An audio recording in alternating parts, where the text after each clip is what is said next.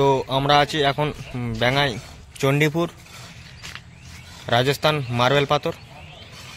তো এই যে জায়গাটা আপনারা দেখতে পাচ্ছেন, তো এই জায়গাটার মধ্যেই একটা চালা হবে, এক চালা।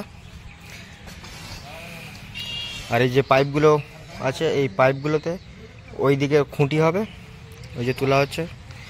আর এইদিকে 150 চ্যালেঞ্জ আছে, 150 চ্যালেঞ্জগুলো এই ধারে খুঁটি হবে। তার মশলা মাখা চলছে, রিজু মশলা মাখাচ্ছে, রিজু মশলা মাখাচ্ছে। তো ওই খুঁটিগুলো জাম হবে।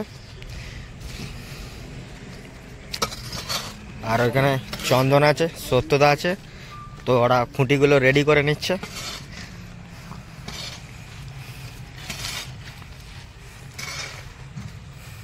একের পর এক খুঁটি সব নিয়ে যাচ্ছে।